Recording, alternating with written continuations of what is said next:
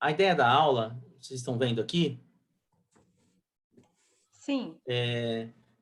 Então, a ideia da aula, ela foi proposta, na verdade, pelo Daniel, né? A gente, enquanto estava organizando as questões e tal, quem daria o quê e tal, ele sugeriu, fez essa provocação, né?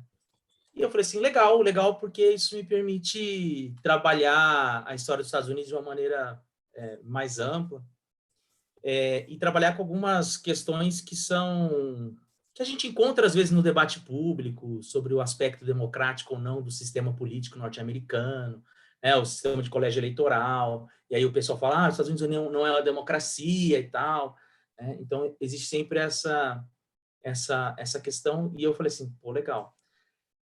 Ele não está aqui, não veio. Então, assim, sabe que ele jogou a bomba e foi embora, né? Disse que depois vai ouvir, mas sabe-se lá. A verdade é que o que eu quero compartilhar aqui um pouco com vocês vai ser uma aula um pouco diferente do que vocês viram nas outras duas aulas. As outras duas aulas foram de doutores, recém-doutores, né, muito focados nos seus objetos de pesquisa, trabalhando com história, mais uma história intelectual, né, dos debates, da construção das ideias, de como as pessoas pensam dentro do tempo em que elas estão, como é possível pensar isso, né? Então, muito na linha do Kozelek, que eu sei que os dois são tributários. E aqui vai ser um pouco mais um tipo de aula de professor há 10 anos no ensino superior, né?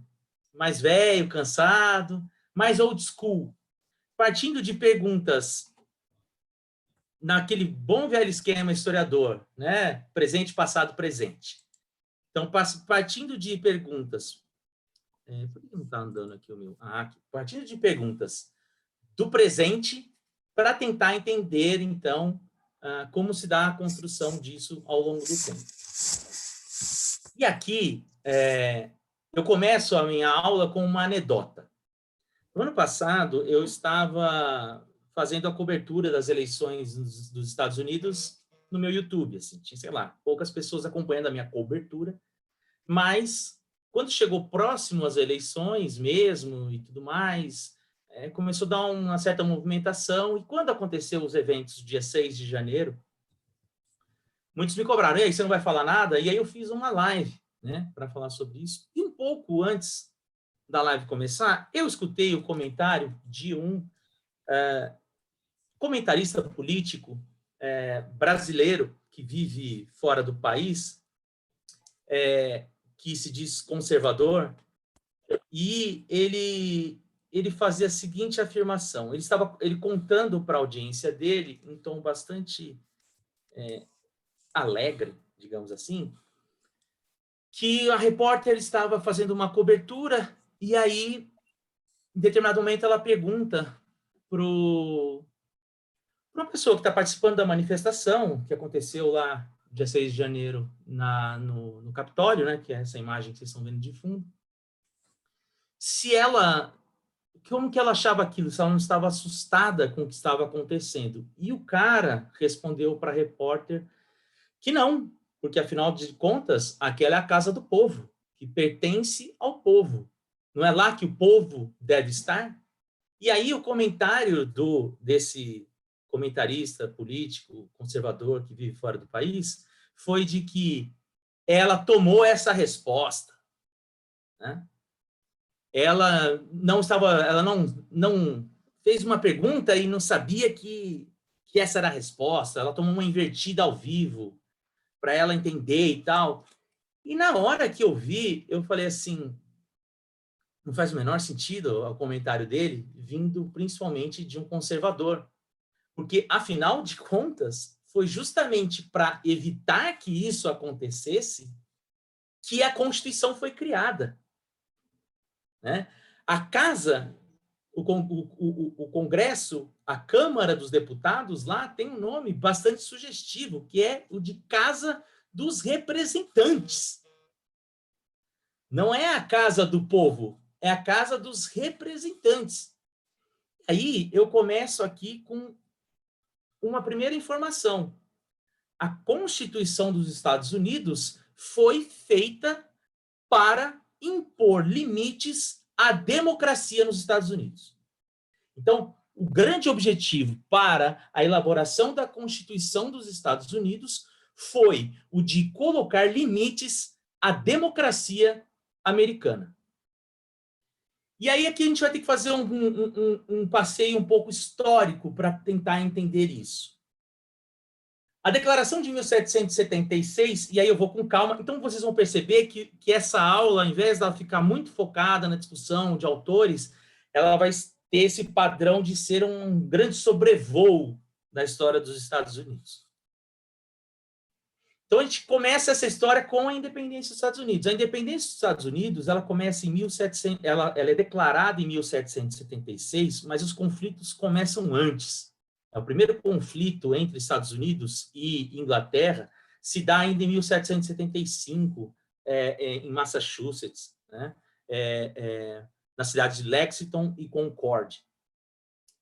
Concord, se não me engano, fica em Connecticut, mas é ali na Nova Inglaterra.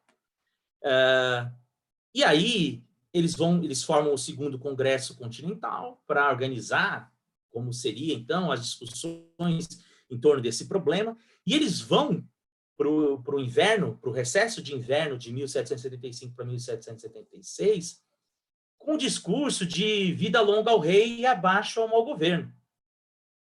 Até que, em janeiro de 1776, um sujeito chamado Thomas Paine faz um documento chamado Common Sense, que seria o senso comum, mas que tem um sentido diferente, né, nos Estados Unidos. E, no Common Sense, ele joga cocô no ventilador. Ele fala, olha, a Inglaterra é como uma mãe ingrata que come seus próprios filhos. E aponta o dedo para o rei. Então, quando eles voltam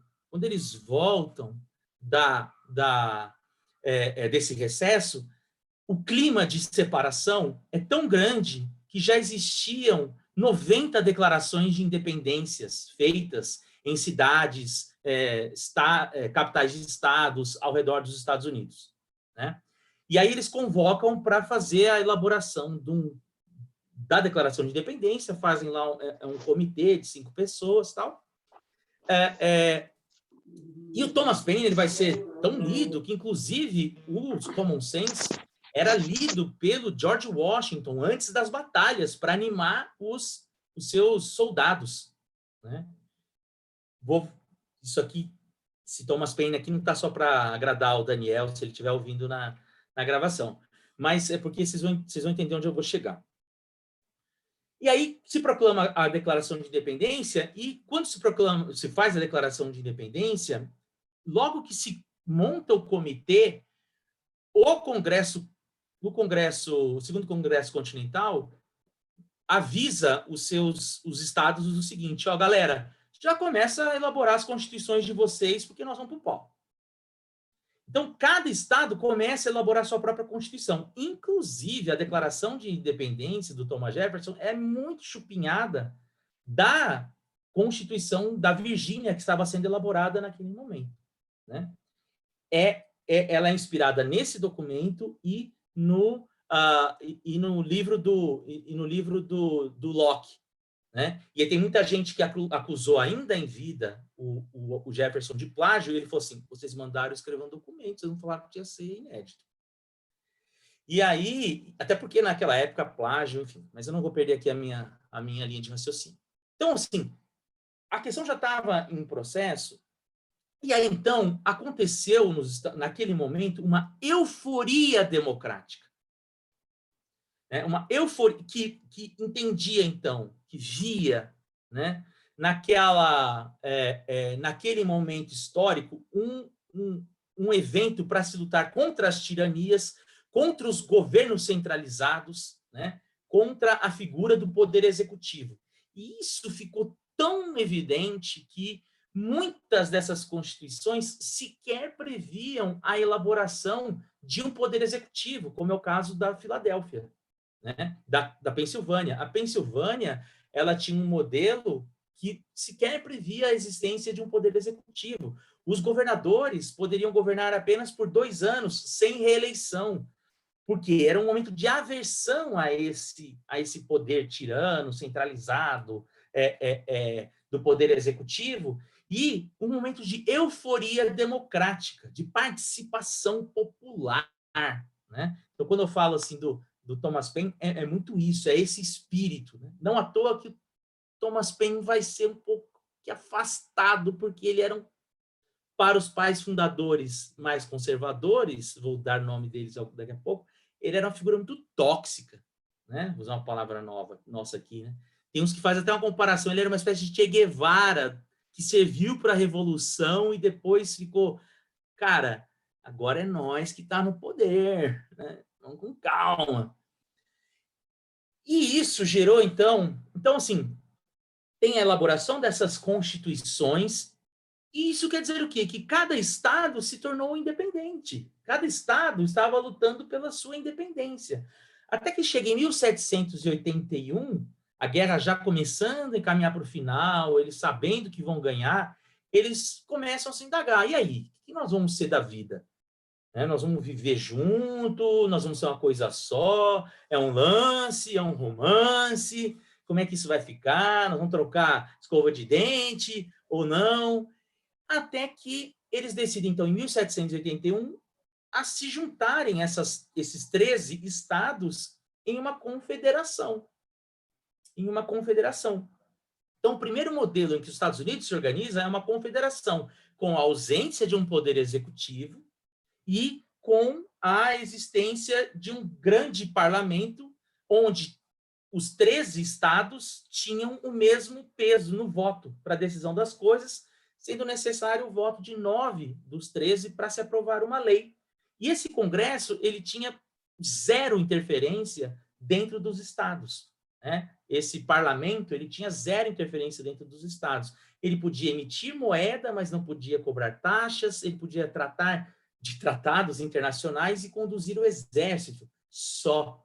O resto continuava a cargo dos estados, até porque a questão das taxas, né, eram algo que sempre foram vistas ao longo de toda a independência como algo que pertence ao Estado. Você não pode ter um imposto que seja feito por uma assembleia que não aquela do Estado. Tem muita gente que não entende a grande questão da guerra de independência e coloca tudo numa questão econômica, mas não, é uma questão de direito, né? Primordialmente. E aí, em 1781, eles se organizam esse congresso e a guerra encaminha para o fim, ela termina em 1783, 1782, tem a última grande batalha, aí se assina o Acordo de Paris e os Estados Unidos começam, então, a viver, né? E tem que pagar a guerra. Então, você tem que subir impostos, tem que criar taxas para pagar a guerra e tudo mais, e isso gerou um sentimento de revolta. Teve uma galera dentro do país que se sentiu traída, né? Que via nesses novos parlamentos pessoas que não representavam o interesse do povo. Afinal de contas, a gente fez uma revolução para acabar com a tirania, né? E aí, o auge dessas manifestações se dá em 1786, com a revolta, com a rebelião do Daniel Chase, que é esse sujeito que está aqui atrás, né? Aqui representado. E, para conter essa revolta, eles vão precisar usar a força do exército, né?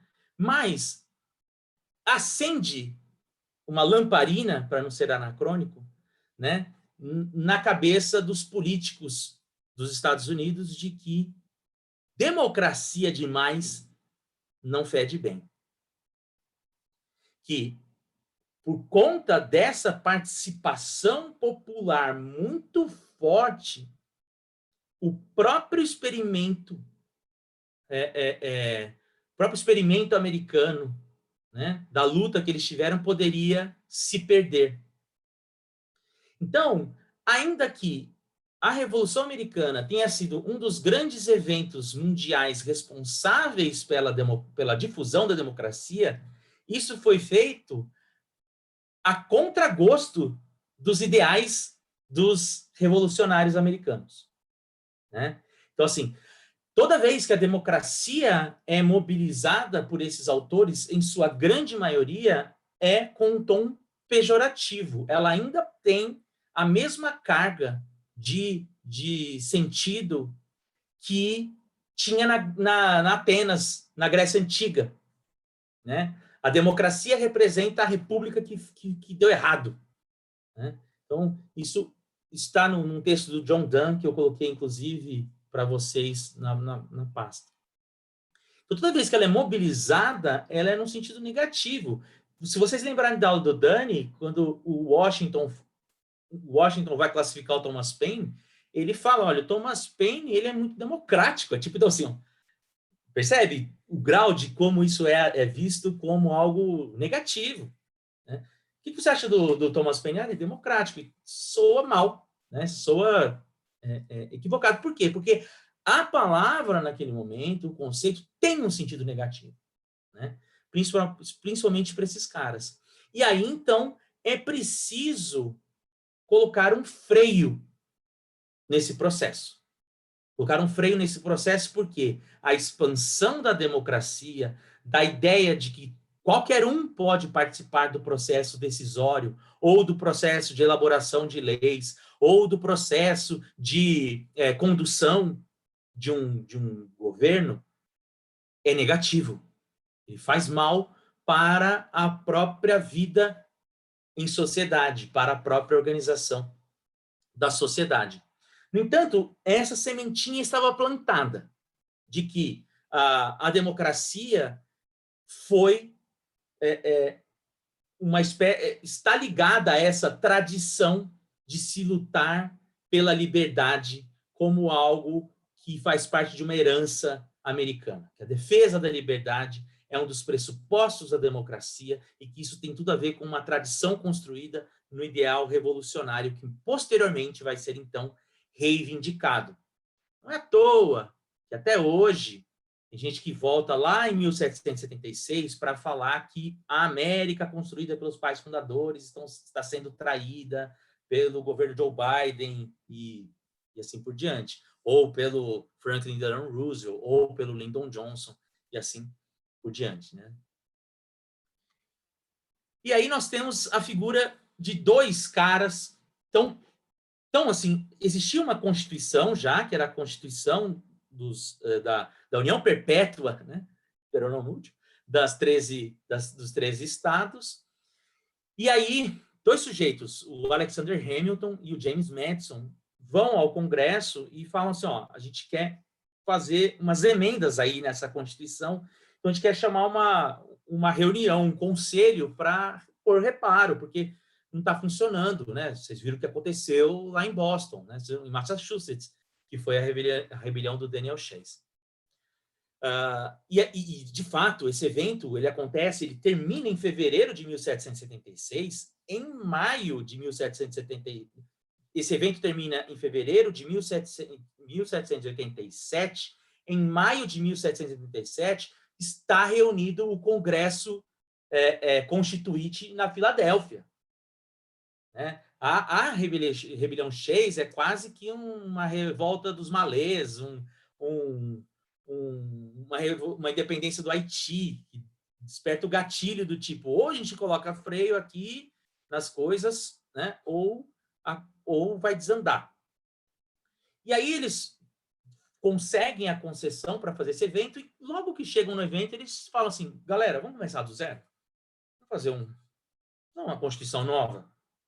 Com propostas novas, a gente precisa resolver alguns problemas aqui. E aí nós temos dois nomes que são fundamentais para a elaboração e a aprovação da Constituição, que é o James Madison e o James Wilson, que é muito esquecido na história dos Estados Unidos. Mas ele é tão importante quanto o James Madison.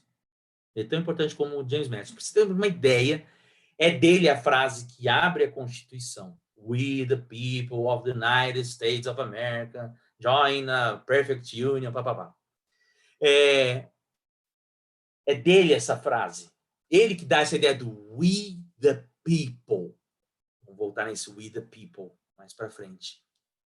Que, aliás, me lembrou até uma pizzaria que tem do lado da biblioteca James Madison, chamado We The Pizza, ali em Washington, D.C. E aí, qual que é o grande argumento do James Madison? Ele fala assim, olha, a democracia que ele vai convencer os seus colegas, né? Lembrando que esse é um processo de convencimento, né? O Congresso Constituinte está reunido ali em maio, vai se reunir até setembro, e eles ficam lá full time, né, para deliberar sobre a elaboração da Constituição.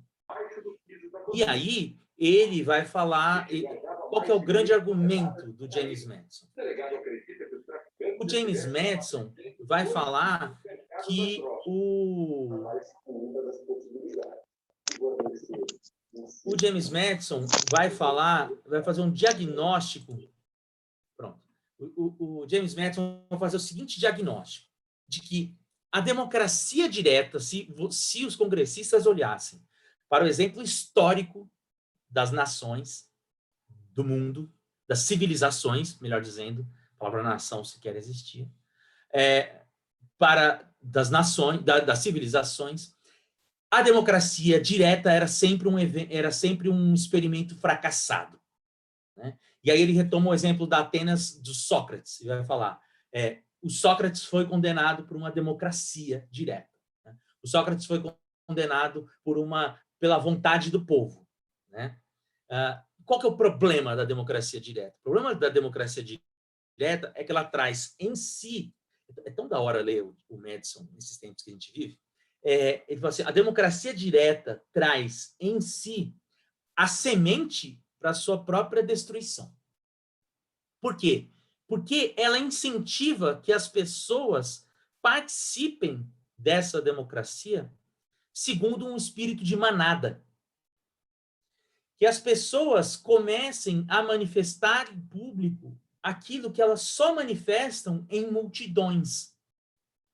Que elas não têm coragem de pensar ou não acham que sejam certos aqui no seu íntimo, mas que quando são expostas a um grupo, veem os seus ideais sendo reforçados e acabam por refleti-los, por reproduzi-los. E qual que é o problema disso? O problema disso é que pode acontecer de um líder demagogo capturar essa manada em prol dos seus interesses próprios, em prol do seu projeto privado de poder, que vai se colocar acima dos interesses públicos. E não só isso, né? James Madison, claro, todas as ressalvas de que não existe ali, não se dá para dizer conservador e tudo mais, mas o pensamento dele é bastante conservador nesse ponto de vista. Ele vai falar o seguinte, é possível que essas pessoas capturem o voto da maioria para impor os seus projetos pessoais, fazendo com que vontades passageiras se sobreponham a verdades universais. O que esse cara pensa? Ele pensa o seguinte, nós chegamos aqui e nós somos a prova de que existem alguns ideais, algumas verdades que sobreviveram ao teste da história, sobreviveram ao castigo do tempo. E essas ideias são melhores do que as outras. Então, nós precisamos, se aparece um sujeito aqui dizendo algo que se contrapõe a essa verdade universal, e aí consiga capturar essa maioria, e ele vai destruir esse valor universal de uma hora para a noite, de uma hora para outra, isso é nocivo. Então, a gente precisa criar um instrumento que crie uma espécie de filtro, uma espécie de barreira, né? Para que essas vontades sejam submetidas à discussão, ao diálogo, né? Para a criação de consensos, para saber se ela representa o interesse de todos ou não, se ela não representa o interesse apenas de uma facção, para que assim, então, elas possam ser convertidas em leis, né? Em ações. Então, ele vai falar que é preciso, então, encontrar remédios republicanos para os males republicanos. Uma república para salvar a democracia. E como é que você vai fazer isso? Com o governo. Né? Com o governo. E aí ele tem lá no Federalista 51, né, que é depois do governo, que é depois da Constituição e tal, e que ele vai escrever exatamente essa frase: se os homens fossem anjos, nenhum governo seria necessário. Mas eles não são. Então nós precisamos de regras que coloquem limites para que as pessoas não ajam ao extremo do que a democracia permite para elas, que é inclusive jogar as maiorias contra as minorias. Então, nós precisamos criar instrumentos que protejam as minorias das maiorias contra vontades passageiras. Né? Então, em determinado momento, se entende que aquelas pessoas merecem morrer porque elas nasceram em tal lugar. E as pessoas são convencidas disso, e aí fazem isso contra a vida, que é um direito inalienável dos homens. Né? Então, ele está discutindo aí. E como é que você faz, então? Ele fala assim, é preciso criar instrumentos de mediação. É preciso a gente criar, então, instituições que serão mediadoras, que vão funcionar como uma espécie de filtros para que isso funcione. Qual que é o primeiro desses filtros que eles pensam? Outra informação importante, o legislativo. A gente precisa criar uma Câmara dos Deputados que represente os interesses de pessoas dos mais variados lugares, de maneira que essa representação seja igualitária pelo número de gente que o Congresso, que cada estado tenha.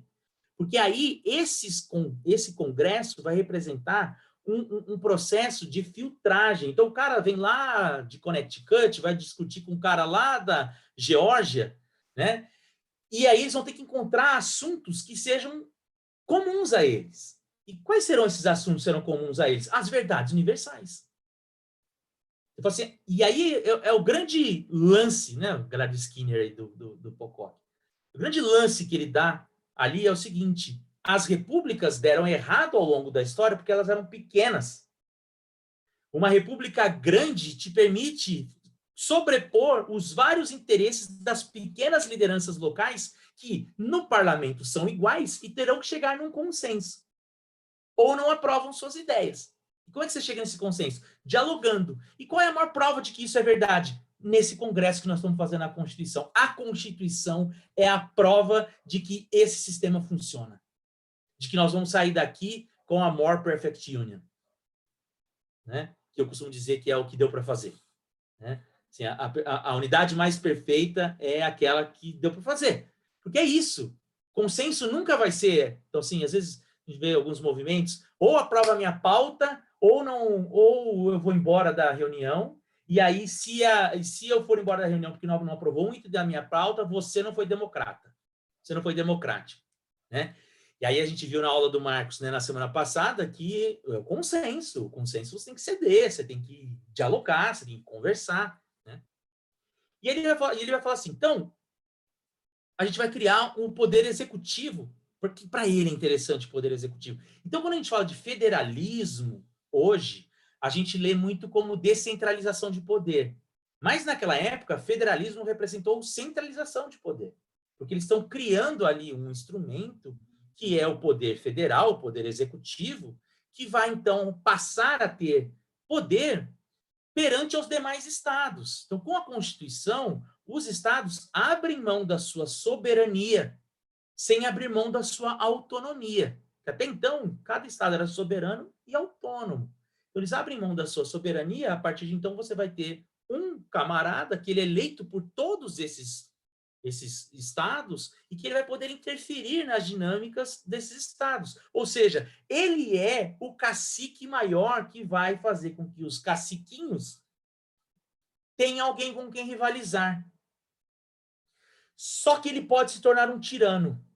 Então, nós vamos fazer o quê? Nós vamos criar poderes que vão criar pesos e contrapesos para que ele não se converta num tirano. E, aliás, que é o poder executivo, legislativo e judiciário. E desses três poderes, eles diziam que o judiciário era o mais fraco de todos, porque o legislativo tinha caneta, o executivo tinha espada e o judiciário nada tinha. A discussão hoje é completamente oposta, nós vamos ver no final da aula, se eu chegar lá. E aí, eles falam assim, e qual que é o mais poderoso dos três? É o legislativo. O legislativo ele é tão poderoso que abre a Constituição explicando como o legislativo vai funcionar. Por quê? Porque é ele que tem esse essa maior característica de ser essa instituição mediadora. Né? Ele que reúne os representantes do povo. Né? Ele é tão poderoso que a gente precisa dividir ele em dois, para um regular o outro. Então, o Senado e a Casa dos Representantes, sendo que no Senado o cara fica 6 anos e na Casa dos Representantes só 2 anos. Né? Basicamente, a ideia dos pais fundadores era que as leis fossem algo muito difíceis de serem passadas a nível federal. Que as mudanças fossem o quê? Paulatinas ao conservador. O conservador não é contra a mudança, ele é contra a mudança abrupta. Então, ele é contra alguém chegar aqui e falar que tem uma varinha de condão que pode fazer com que acabe a desigualdade no Brasil se nós fizermos isso. Aí ele fala assim, não, camarada, né? Repare bem, não é assim. Né? É preciso submeter as suas ideias ao teste da história. Elas vão sobreviver. Né? E aí, o Alan Taylor vai falar que qual é o resultado, então, da Constituição? Ele vai falar, então, ao abandonar os fracos, tem um texto do Alan Taylor também para vocês. Vocês vão reparar que a maioria dos textos que eu coloquei para vocês estão em inglês. E isso não é porque vocês têm que ler inglês, eu não leio nada, que sai português. É porque não tem. De verdade, tem muito pouca coisa em português. O que tem, às vezes, é muito com cara de manual, então você encontra muito pouca discussão em português, você vai encontrar nas teses, nas dissertações, que vem melhorando nos últimos tempos, desde 2000, né? Com a galera do Rio, né? Você costuma falar a galera do Rio, Cecília Azevedo e tal. Mas esse período específico, você não tem um grande especialista sobre esse período de independência, Constituição, pelo menos não na história, assim. E aí, então, assim, então os textos estão em inglês porque, enfim, sorry, né? Não tem. Então, o que ele vai falar? Ao abandonar os fracos artigos da Confederação e escrever uma nova Constituição, os conservadores esperavam matar 2 pássaros políticos com uma pedra só. Ao resgatar o governo federal da impotência e irrelevância, eles também subordinaram os governos estaduais. Ao contrário da crença moderna, os fundadores não pretendiam criar uma democracia nacional. Em vez disso, eles criaram uma república nacional para restringir as democracias do Estado, que culparam pelos problemas da União.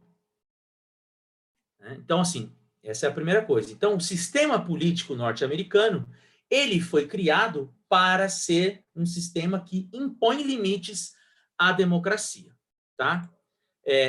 E aí, só para puxar o Wilson aqui, o que o Wilson vai falar assim, no entanto, como esse, eu acho essa frase muito legal do Wilson, e depois eu vou ler.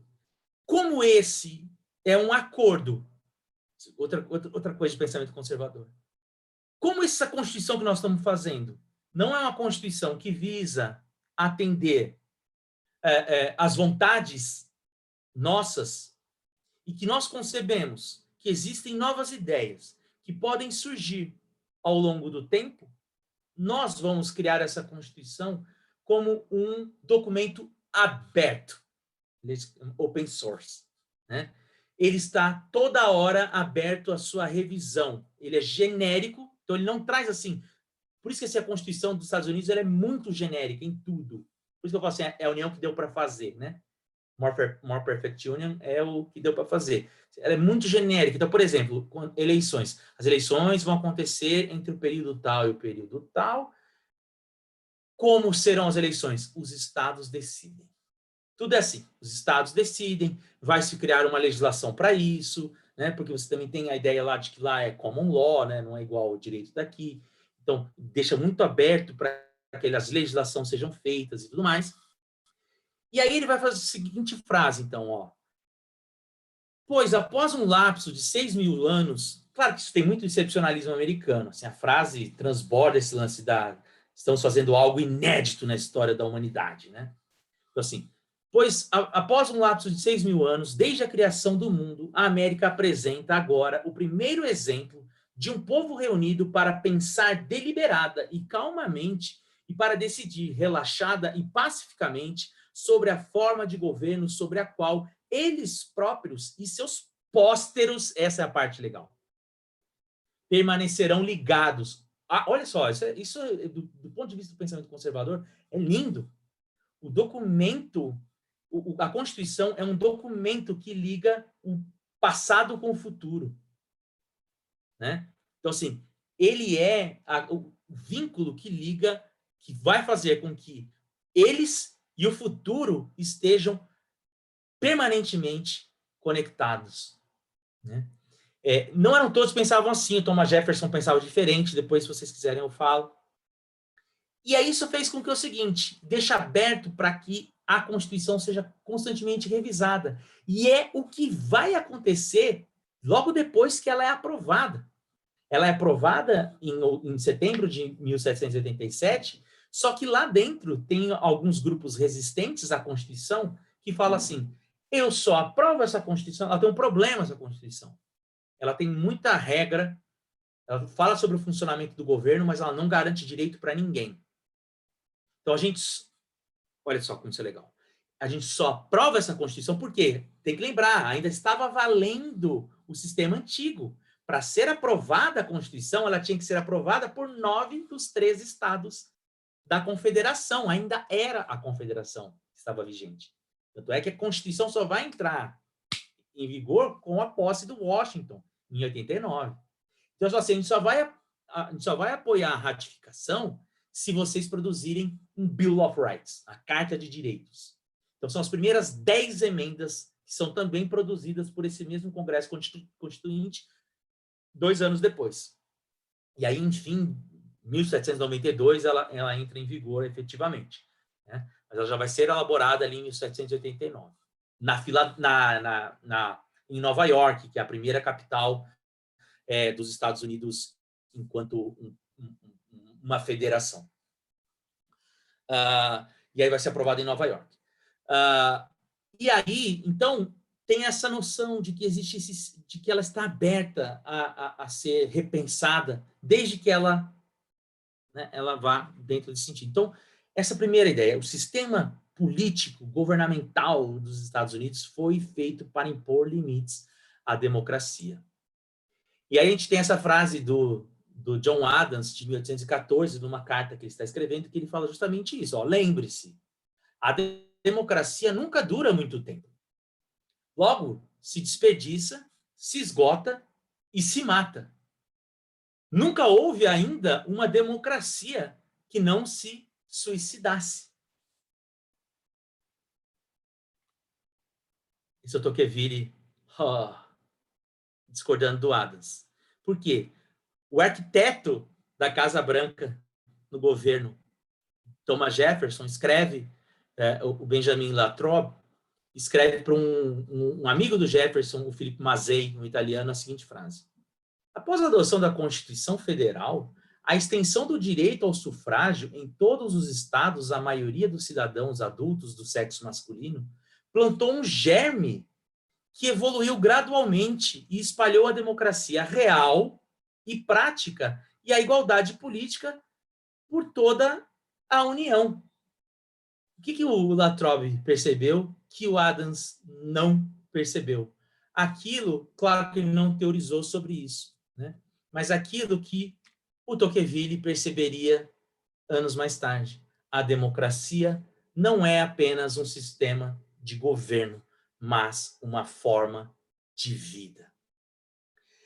Mesmo assim, com todas essas ressalvas que eu coloquei, se a gente olhar para o período da Constituição, é algo extremamente inovador que os caras estão fazendo, né? Você tinha, assim, só homens brancos com mais de 21 anos, dependendo do estado, podiam votar desde que tivessem terras ou um sustento próprio.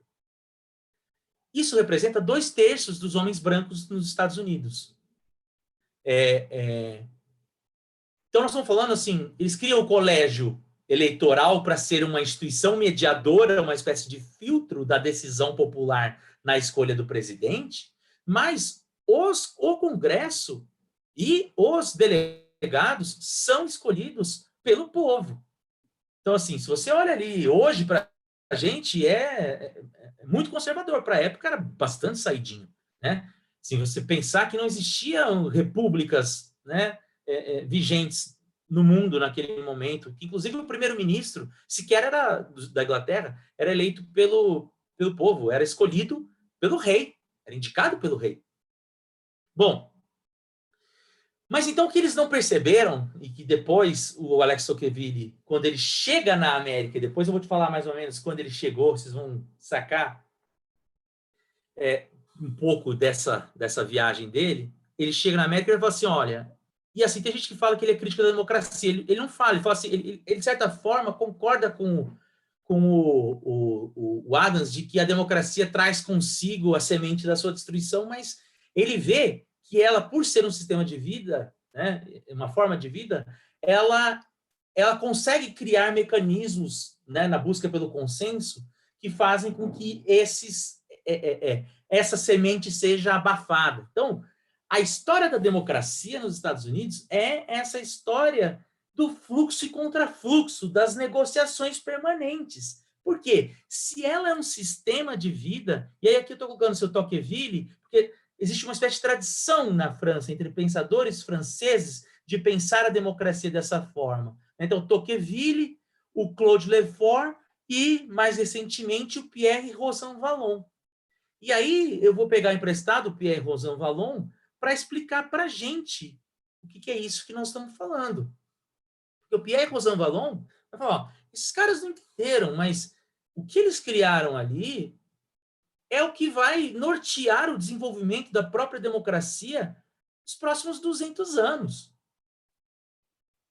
Então ele vai falar assim, a democracia mudou mais nos últimos 40 anos do que nos últimos 2 séculos.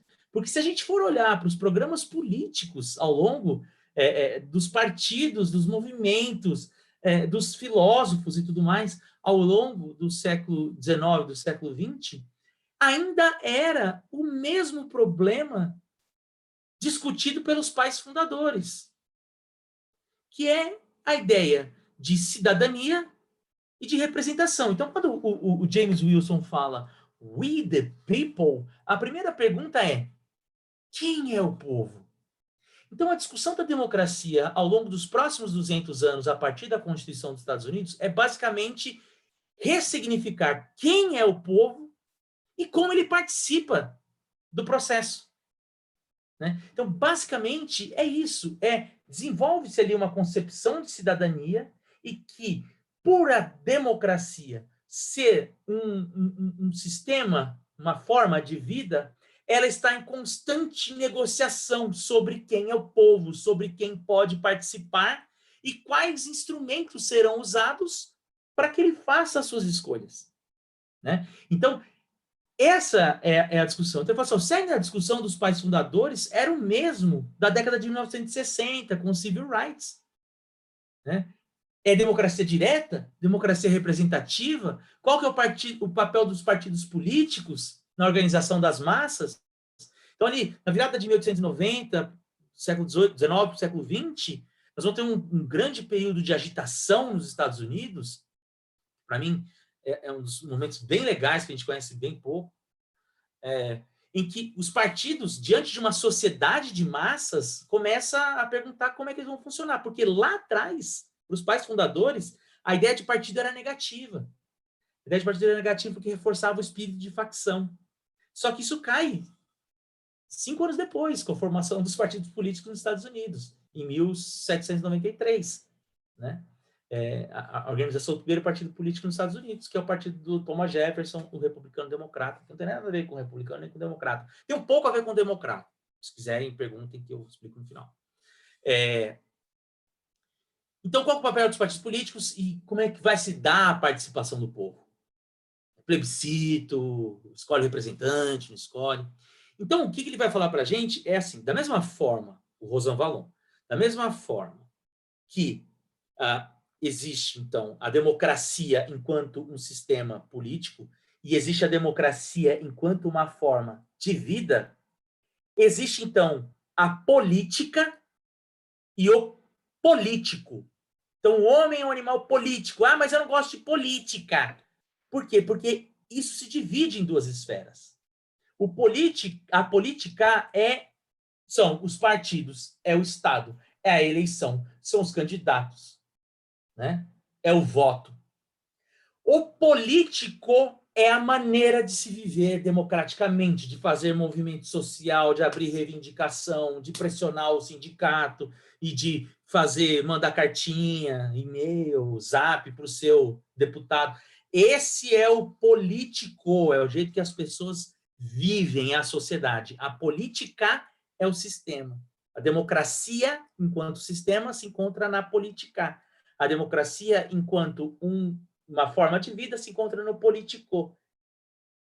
Quando esses instrumentos, esses mecanismos que ligam o social, o político à política se quebra, dá pau. E aí, o que é preciso fazer? É preciso reconstruir esses mecanismos de ligação. Como é que se faz isso? Expandindo a cidadania, expandindo os mecanismos de participação. Então, lá, quando se criou a Constituição, não existiam os partidos. Criou-se os partidos. Lá, quando se criou aquilo, os imigrantes não podiam votar. Os imigrantes começam a votar. Então, nós vamos entender... Então, o que a gente vai entender? Enquanto o sistema político norte-americano foi criado para impor limites à democracia, a sua sociedade era democrática. Ela lia isso.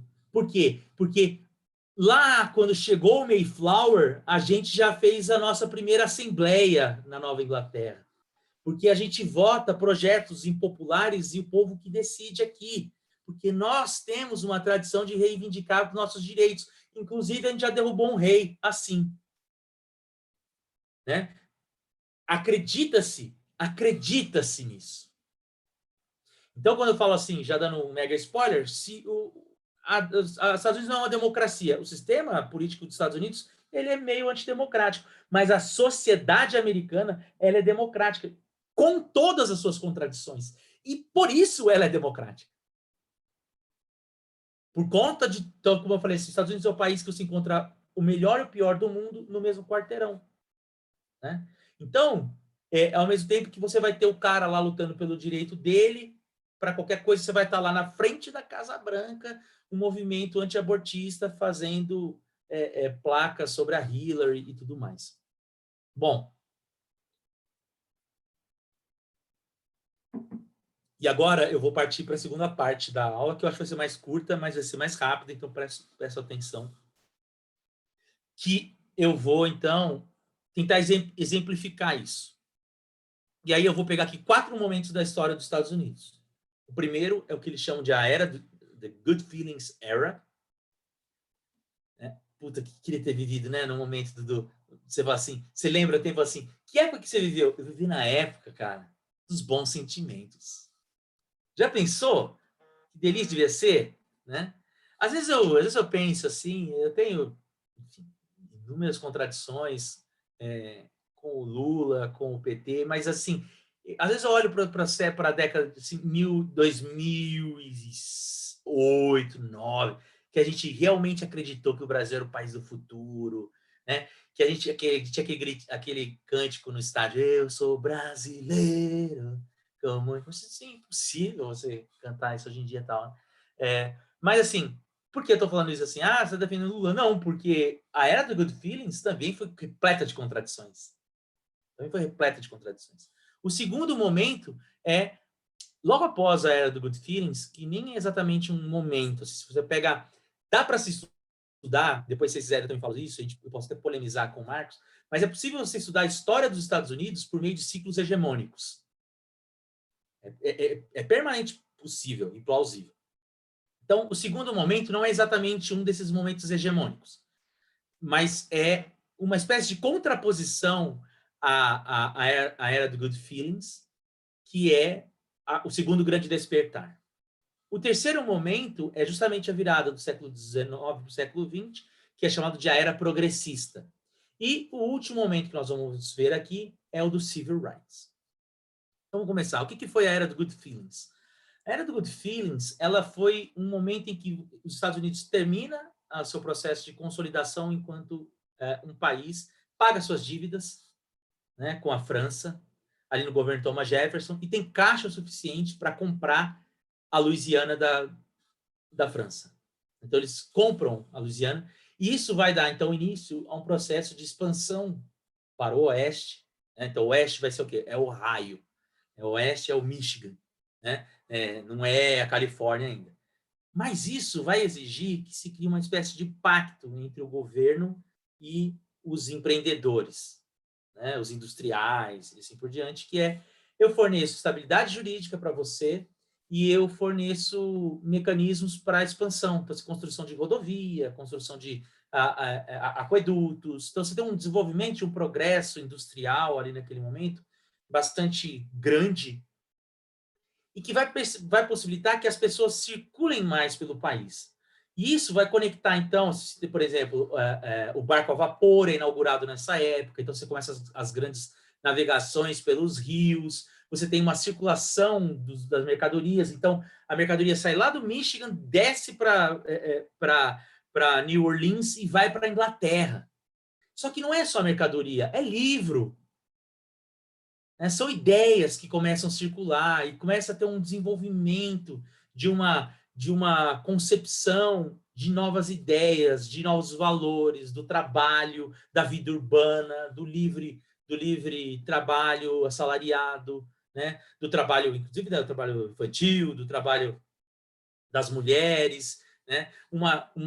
Esse crescimento vai chamar uma imigração estrangeira. Essa imigração estrangeira vai querer participar da dinâmica política, né?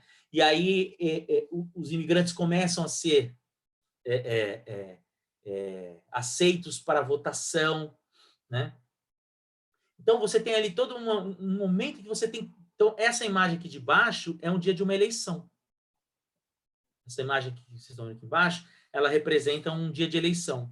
É muito engraçado que você não vê a foto grande, né? Você não vê negros representados, né? Na foto, né? Na imagem, né? Porque negros não votavam naquele momento. Né? E aí, você tem, então, essa percepção de uma América mais cosmopolita e tudo mais, e a consolidação de um ideal de liberdade que a gente chama de liberdade jeffersoniana. Então, é uma liberdade mais negativa, não no sentido pejorativo, de ruim, mas é uma liberdade que você não precisa de outro para exercê-la. Né? Você exerce essa liberdade pelo uso dos seus próprios recursos. Então, assim, liberdade de expressão. Eu posso falar o que eu quiser, ninguém tem que falar por mim. Ninguém tem que me garantir isso, eu falo. Né? Então, essa é a liberdade de expressão. Né? Então, assim, essa é uma ideia negativa. Então, de que essa compra da Louisiana permitiu que qualquer um na América que quisesse ter o seu pedaço de terra, e aí poderia participar das dinâmicas democráticas, assim podia. Né? Então, assim, terra não falta. Então, quanto tiver terra na América, haverá democracia na América. É o pensamento do Jefferson. Né? Haverá, por quê? Porque a democracia só pode ser exercida por aquelas pessoas que têm liberdade de pensamento. E só tem liberdade de pensamento aquelas pessoas que têm o seu próprio sustento, que não dependem de outrem. Como é que você faz para ser assim? Você tem que ter terras. As terras estão aqui. Vai lá, desbrave. A América é sua. Né? Então, só que com a expansão para o oeste, contraditoriamente, que nós vemos a expansão da escravidão. Então, eu falo assim, então, você tem assim, que legal, tem mais gente participando do jogo democrático, o número de eleitores está votando, está subindo. Agora você tem a participação de imigrantes, você tem mais gente tendo acesso à terra, a pessoa passa a ser um pequeno proprietário, ela pode votar agora e tal. Ao mesmo tempo, tem os backlashes, né? Já que é uma aula só dos dedos, né? Tem o contragolpe, né? Que é justamente a expansão da escravidão. A expansão da escravidão. Então, a escravidão, lá na Constituição, havia sido acordado que no final de 1807, o tráfico de escravos, o comércio de escravos deixaria de existir, né? Ou seja, 20 anos depois da aprovação da Constituição. Está escrito lá. E aí, só que logo no fim, né? Então eles imaginavam, a escravidão já vai acabar. Esse momento gera as condições, depois eu posso explicar por quê, para a expansão da escravidão. E aí, então, assim, você tem um momento ali de expansão democrática, ao mesmo tempo que você tem um recrudescimento das liberdades individuais e do direito à vida e à propriedade de si mesmo, né? Que é a escravidão. Então, uma contradição, né? E aí, os primeiros a apontarem essa contradição vão ser justamente os evangélicos. Eu acho isso muito da hora. Porque, assim, hoje a gente olha, assim, para os Estados Unidos e a gente fala assim, caramba, os Estados Unidos é extremamente retrógrado porque tem um monte de evangélico republicano.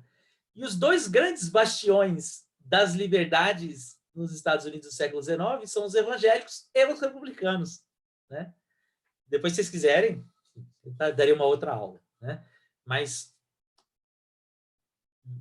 vão na minha. É isso aí. E o que é esse grande despertar? Esse grande despertar, ele surge ali em 1830. Então, quando é que Tocqueville chega na América? Aqui! No finalzinho da Era de Good Feelings. Na eleição do Andrew Jackson. Por quê? A eleição do Andrew Jackson, o que ela representou? O Andrew Jackson se elegeu falando que o que os Estados Unidos teve da aprovação da Constituição até a eleição dele foi uma república de aristocratas, que ele representava a chegada do povo ao poder. Ele é o primeiro camarada que vai falar que o representante do povo é o presidente e não o parlamento. Por isso que o Trump gosta tanto dele. É o presidente preferido do Trump. Só que quando o Tocqueville está chegando, você tem um cara que está mudando o sistema de escolha dos candidatos, que está reformulando um partido político do zero, dando mais abertura para a participação popular, aprovando o voto de imigrantes, que beneficiava ele. Então, quando ele chega ali em 1931, 32, é aqui, final da Era de Good Feelings. Só que tem uma galera, quase eu caí no meu... Tem uma galera evangélica que olha e fala assim, tem um problema, hein? Qual que é o problema? Por que o segundo grande despertar? O primeiro grande despertar se deu antes da independência. Ele é mais urbano, né? E ele é mais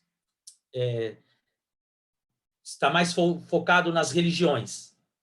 Aqui ele é mais rural e ele é mais focado nos líderes. Então assim, você tem fundação de várias igrejas nesse momento, inclusive os Shakers. Os Shakers é muito da hora. Shakers, os caras se reuniam para exatamente ficar dançando, assim. Era o jeito que Deus se manifestava com eles e tal. Então, ficavam se mexendo, né? Balançando, sacudindo. E aí, o que essa galera vai falar? A galera vai falar o seguinte, ó, essa história aí de vida cosmopolita e tal, puta, muito legal, os Estados Unidos cresceu, beleza, mas nós estamos nos esquecendo dos verdadeiros valores que Deus nos dá, que são os valores de comunidade, né? Então, vocês estão muito apegados a ideias materiais, vocês estão muito apegados a questões de consumo, vocês estão esquecendo dos verdadeiros valores humanos que movem o cristão. E isso tem a ver com essa vida na cidade, então que a moça casa cedo e que não sei o que e tal, enfim, vai desde contestação de hábitos morais até... E qual que é o rolê da segunda grande despertar? É que eles vão falar o seguinte,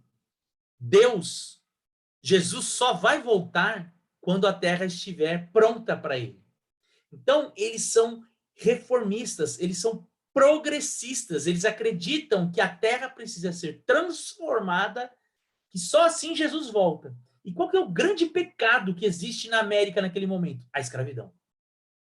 Porque a escravidão vai contra o livre-arbítrio dado por Deus para os homens.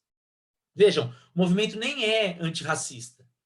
Pelo contrário, se você pegar o livro da Harriet Beecher Stowe, que é A Cabana do Pai Tomás, traduzido para o Brasil, né, mas é Uncle Tom's Cabin, é bem racista o livro. Só que ele tem duas qualidades e que suplantam os seus pecados, digamos assim. Ele é o principal instrumento de difusão de uma imagem humanizada do escravo, de que o escravo era uma pessoa, um filho de Deus, não uma criatura. E que por isso ele merecia a liberdade. E que estar contra isso era estar contra a lei de Deus. Então, o que eles vão questionar? Né? Tem uma passagem do livro da Harriet Beecher Stowe que tem um senador que votou a lei do escravo fugitivo. Foi uma lei aprovada em 1851, o livro é de 1852, né, que vai... Ali começa a desenredar para a Guerra Civil. E aí o senador é perguntado, por que você votou nessa lei, se ela é contra a vontade de Deus? Ele fala assim, não, mas as leis dos homens e tal. Então, percebam, eles começam a entender, o que eles fazem é isso, ó. Não é porque está no papel que a gente não pode mudar isso, que a gente não pode transformar isso, né? Então, essa noção de que a democracia prevê a possibilidade da reformulação das leis, de que as leis, aquelas leis, não estavam passando no teste da história. Elas precisavam ser modificadas, né? Elas não sobreviveram ao julgo do tempo, né? E aí, então, eles vão fazer uma coisa que é muito importante. Eles vão transformar a escravidão em um pecado. A noção de que é um pecado, é contra a vontade de Deus, no sentido de que ela é contra... E aí, no sentido da humanidade, né? Deus não fez o escravo para estar nessa condição, né? E isso é muito poderoso, porque as igrejas daquele momento são aonde nasce o movimento abolicionista e o feminismo nos Estados Unidos. Por quê? Porque as igrejas são, em sua grande parte, frequentadas por mulheres que se encontravam e se reuniam para fazer ações, divulgação de panfletos, vender pizza, brincadeira, né? Mas assim, fazer ações de arrecadação de fundos e tudo mais, e de organização política, de ação contra a escravidão, que vai fazer com que elas tenham cada vez mais palanque, e aí elas percebam que para mudar a sua própria condição de vida, porque assim, tem dois grandes problemas para as mulheres evangélicas do século XIX: a bebida e a escravidão. Então, por que a bebida? Porque o marido, nos Estados Unidos, nesse momento, se bebia assim 10 vezes mais do que se bebe hoje. Então, os maridos chegavam em casa, né, batiam nas mulheres, estavam sempre ausentes e tal. Então, elas queriam aprovar o fim a proibição do consumo de álcool. Então, elas só percebem que isso só vai ser possível se elas fizerem o quê? Entrarem para a política, que a mobilização social não está dando certo e a gente precisa estar aqui. Então, quando é que isso vai acontecer? Lá na virada do século XIX para o século XX, com o movimento sufragista.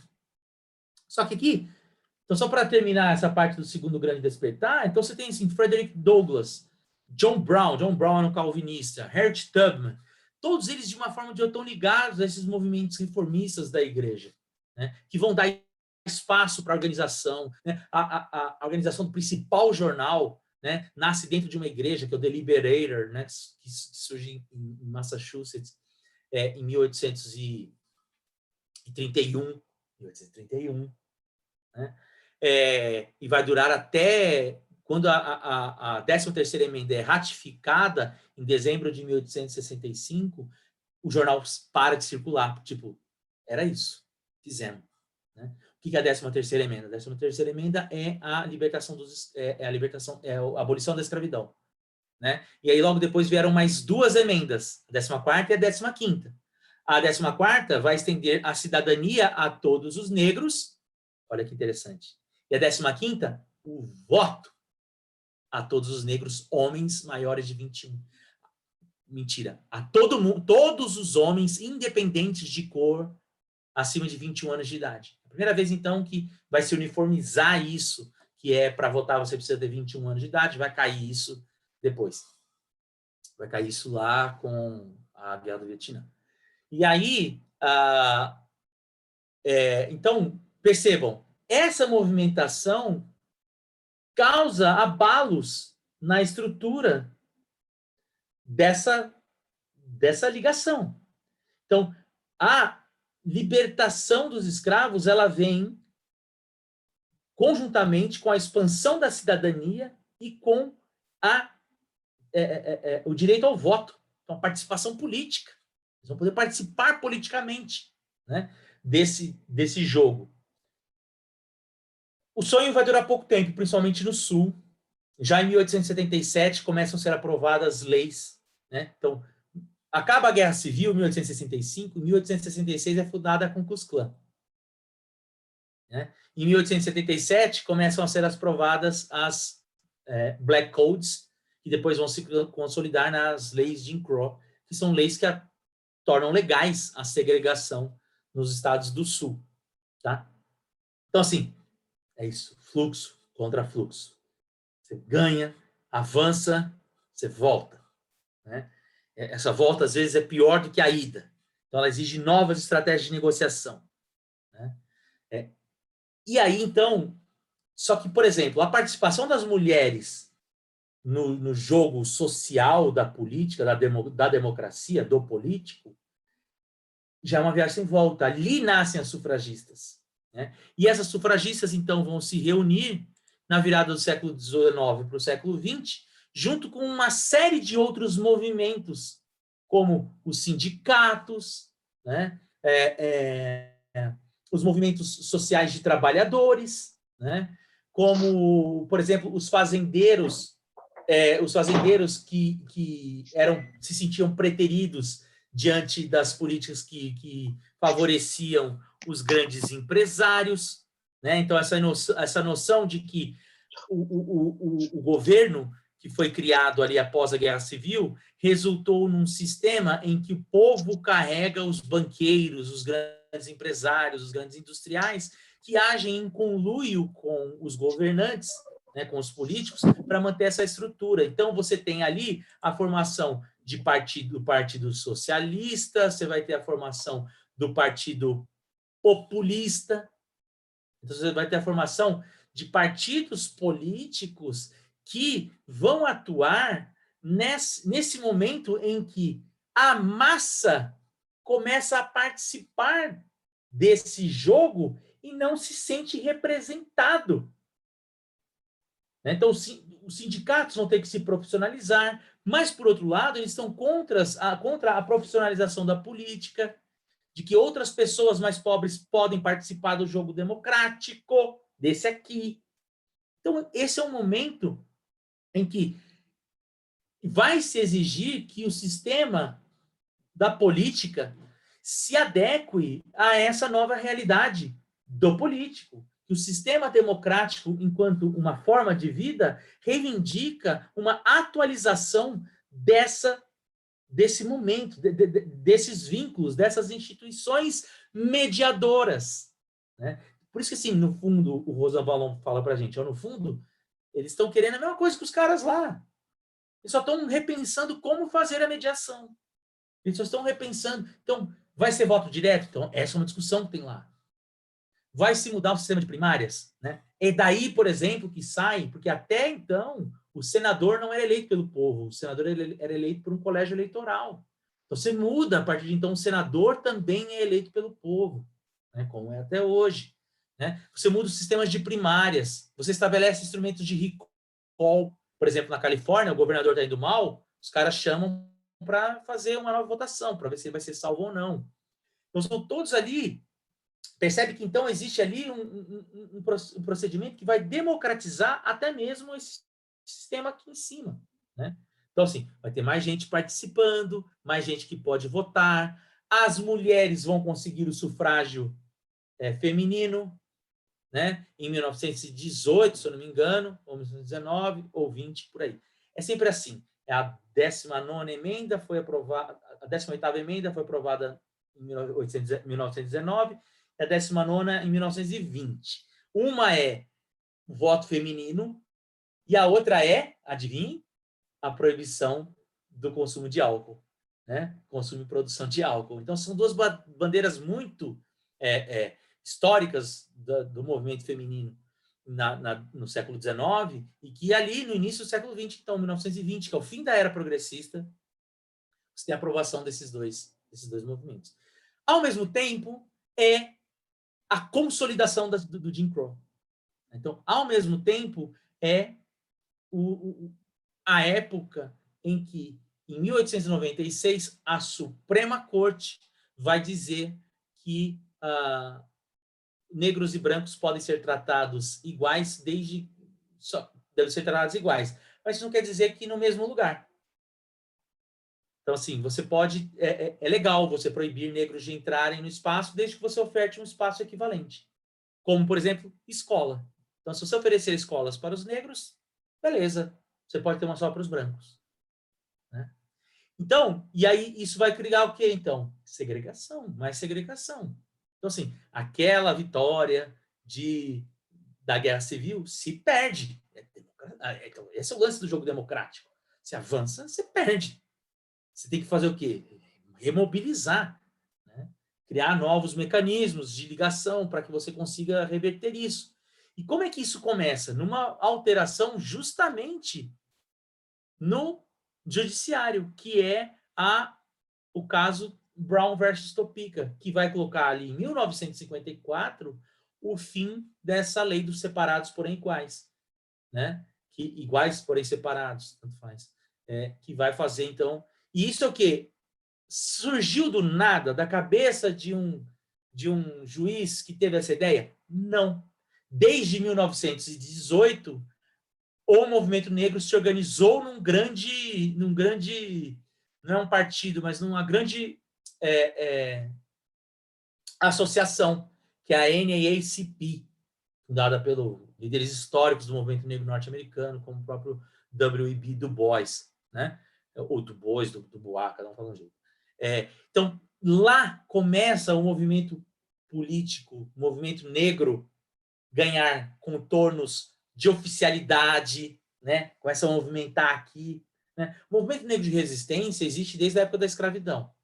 Né? Mas o movimento negro mobilizado nessa regra do jogo aqui existe a partir de 1918, efetivamente, com a criação da NAACP. E essa é a primeira grande vitória da NAACP, em 1954, no Brown versus Topeka. Em seguida, você já vai ter o caso da Rosa Parks, o início das passeatas, das manifestações, né? Em Selma, por exemplo, a passeada de 100 mil homens em Washington, em 1963, agosto de 1963. E aí a aprovação do Civil Rights em 1964, com a aprovação da Lei do Voto em 1965, que vai fazer o quê? Vai criar mecanismos para que no dia das eleições o Estado possa garantir que as pessoas não apenas tenham direito, mas como elas votem. Por quê? Porque quando você vota no seu bairro, lá você tem os bairros dos negros e os bairros dos brancos. Então, quando os negros iam votar, eles iam votar nas escolas, nos colégios eleitorais dos bairros deles. O que os brancos faziam, como o Ku Klux Klan, por exemplo? Iam lá e não deixavam eles votar. Então, o que eles passaram a fazer ao longo do tempo? Não iam mais votar. Então, eles passaram a não eleger mais os seus representantes. E aí, com essa lei do voto, o Estado pode mandar o Exército fazer, a Guarda Nacional, no caso, né? Fazer a fiscalização, né? No dia de votação, para possibilitar que eles possam participar. Então, agora tem uma discussão na Geórgia colocando mais limites que atrapalham a comunidade negra de votar, e tem muita gente falando se é o retorno das leis de Jim Crow e tudo mais. Ao mesmo tempo que nós temos isso acontecendo, então eu sempre falo, fluxo contra fluxo. Né? Eu tentei sempre dar essa imagem de que a democracia, enquanto sociedade, ela é dinâmica, ela é movimento. Né? Ela aqui é busca pelos consensos, porque eles vão filtrar essas reivindicações para tentar chegar num acordo de como essas reivindicações podem ser minimamente aceitas. qual que é o refluxo disso? É o fim do Estado reformista, né? É o fim do Estado que começa lá no New Deal, de aprovação de ideias progressistas, e é o surgimento, então, de um novo conservadorismo. Então, o novo conservadorismo começa aí, em 1964, para muitos, que é justamente quando o Partido Democrata, que vinha ali já desde o Franklin Delano Roosevelt, uma tradição progressista, vai rachar, e você tem dois candidatos, um progressista, que é o Lyndon Johnson, e um conservador, agora me fugiu o nome dele. E aí você tem ali um primeiro momento que tem essa divergência, né? Então, é um primeiro momento que se percebe, então, que essa grande movimentação, essa grande conquista tem um refluxo, né? E que vai redundar ali. Agora, nós... Só tomar uma aguinha aqui para finalizar.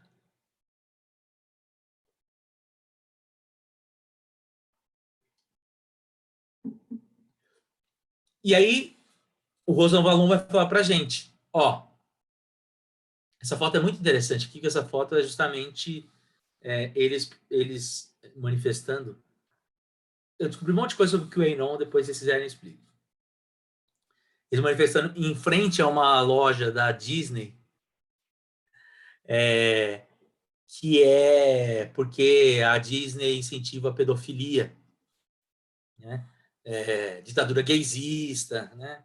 Mamadeira de piroca, tudo isso. E aí, o que o Rosanvallon vai falar assim, ó? A partir de 1990, então quem tá esperando a gente aqui, ó, de braço cruzado, assim, ó, vocês fizeram esse rolê com Sorrilha, vocês vão voltar, morrer nos meus braços.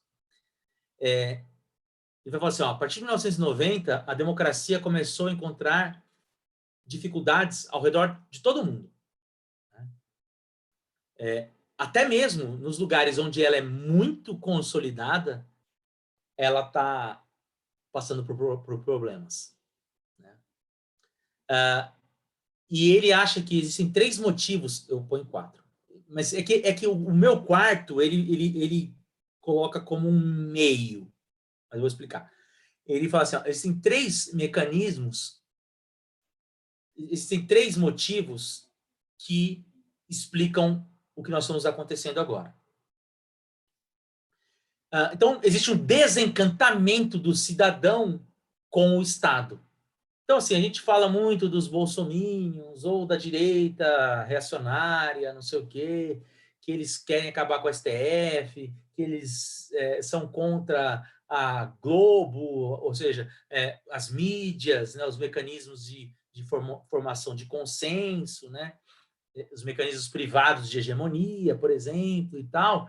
Mas essa é uma insatisfação que, se você perguntar, ninguém está satisfeito com o STF, por exemplo, né? Assim, eu sou do tipo que fala, eu prefiro ter um STF ruim do que não ter STF, né?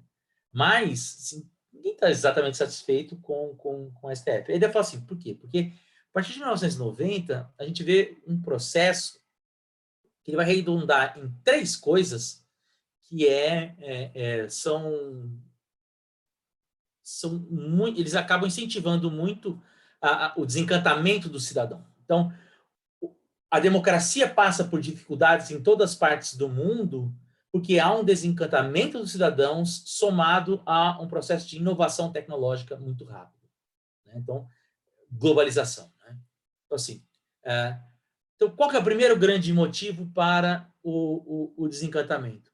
É uma hiperprofissionalização do Estado que fez com que agências de regulação, o judiciário e o Ministério Público tivessem uma ação cada vez mais decisiva e cada vez de maior relevo, sem que eles sejam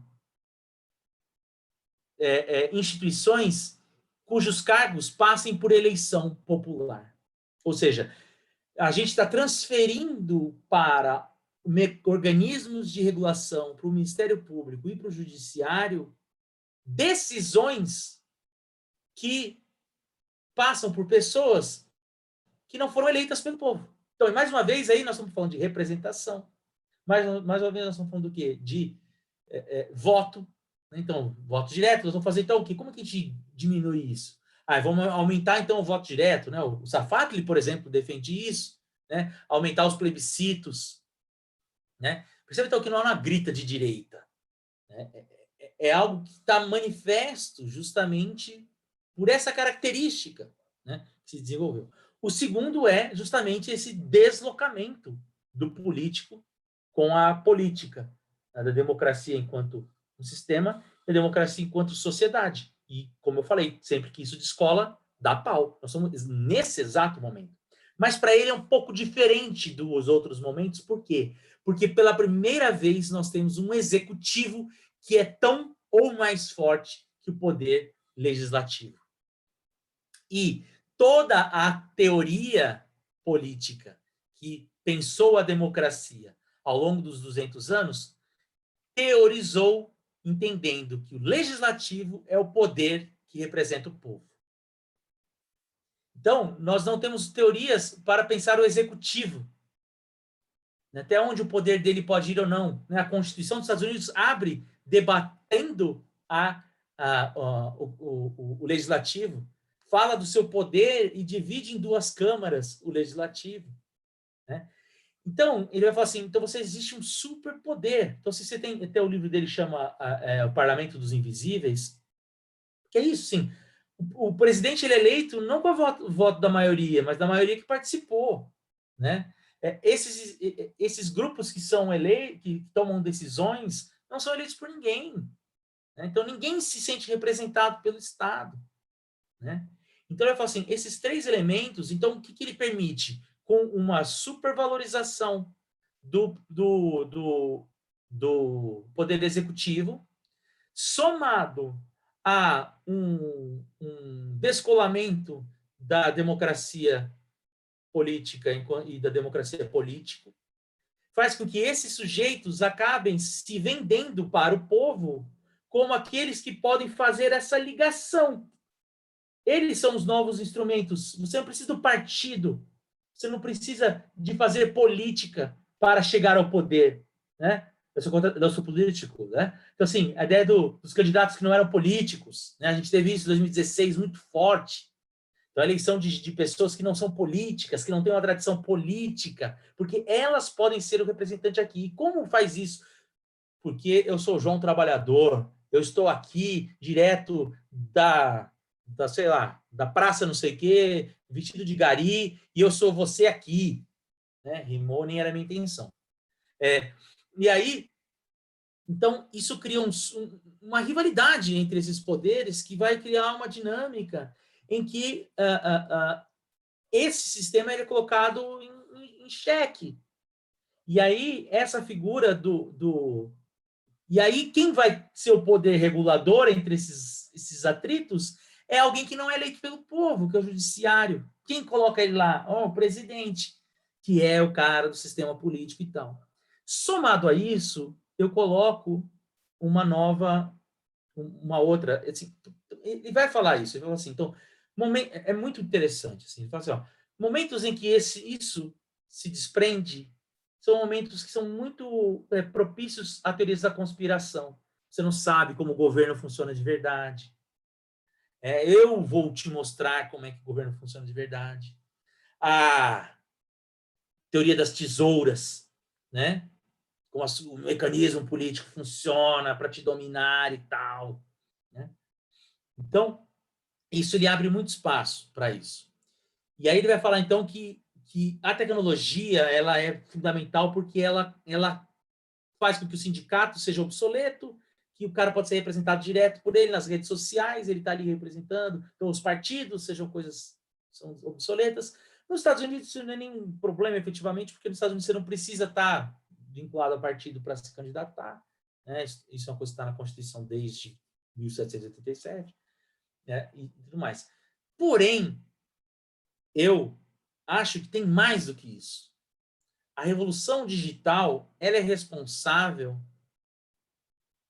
E aí, quando eu falo revolução digital, eu estou basicamente falando de 2009, que o meu não é iPhone, mas que o iPhone é lançado, e aí a ideia do smartphone, a ideia de internet, computador, sai da mesa e vai para a mão, e aí você tem o maior movimento de inclusão digital que é feito, porque até então, o camarada da terceira idade, o computador, a internet é a coisa do sobrinho. Ah, eu tenho um sobrinho que sabe fazer isso. Ah, meu filho sabe fazer isso. Vou pedir para o meu filho me ensinar.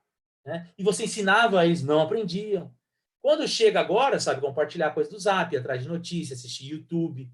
Quem que possibilita isso? O celular. Está na mão. Né? Tá no bolso, você é uma extensão do seu corpo, você consulta e tal, manda mensagem, xinga, entra no Twitter para xingar muito e tudo mais. E aí, por que eu estou falando isso? Porque essa revolução digital, para mim, ela funciona como uma nova explosão demográfica. Né? Então, as nações ocidentais, de maneira geral, pararam de crescer nos últimos anos. Elas chegaram num ponto de estagnação. Lá no final do século XIX, no início do século XX, nós tivemos uma explosão demográfica muito grande que fez com que fosse necessário se repensar o papel do partido, do sindicato e tudo mais. Mas ali representava, então, mais gente participando do jogo democrático, né? Do jogo político. Né? Agora nós não tivemos mais nenhuma expansão demográfica, mas nós temos mais gente participando do jogo político. Como? Por meio das redes sociais. Então você tem uma expansão da opinião pública, uma expansão da opinião pública que faz com que qualquer pessoa tenha uma opinião sobre uma coisa, um canal no YouTube para falar sobre alguma coisa que não aceita que o governo está fazendo isso, e tem, sei lá, 500 mil seguidores, 1 milhão de seguidores, se elejam deputados e tudo mais. Então, isso trouxe mais gente para a política. Existe aí, então, um processo de expansão demográfica sem que causa atritos, sem que fosse necessário ter, de fato, uma explosão demográfica. É uma explosão demográfica no sentido de mais gente participando dos ambientes de formação de opinião pública. Né? Então, o cara não precisa mais ter uma imprensa, ter uma concessão do governo para ter uma rádio, não precisa mais comprar um mimeógrafo para reproduzir o panfleto do partido e assim por diante. Né? Todo mundo tem acesso a isso e isso possibilita. E isso, então, a democracia é ruidosa. Não é do demo à toa. Né? Democracia tem esse nome porque é do demo.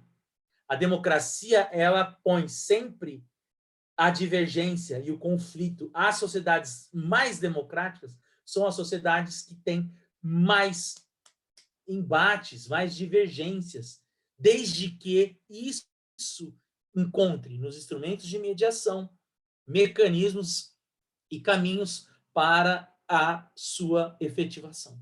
Porque senão, isso leva o quê? A ruptura desse jogo, e aí voltamos ao Tocqueville, a semente da sua própria destruição. Ele sabia disso, ele fala disso, mas ele fala, inclusive, que os americanos conseguiram fazer um casamento, e por isso chama democracia na América. Eu quero agradecer pela paciência de vocês, que me ouviram por mais de 1h30, acho que foi isso, né? E estou aberto aos questionamentos. E lembrando que quem quiser saber mais sobre a história dos Estados Unidos, inclusive tem uma disciplina inteira de história dos Estados Unidos lá no meu canal. É só no YouTube, digitar Marcos Sorrilha. Comecei agora a produzir shorts no YouTube, o que me fez virar, inclusive, TikToker. Mas, por enquanto, não tem dancinha, tá? Mas eu estou recortando o conteúdo que eu faço no YouTube, jogando lá. Mas, assim, tem sido bastante ativos nas redes sociais. Quem quiser me procurar, sempre dialogo, converso lá. Era isso.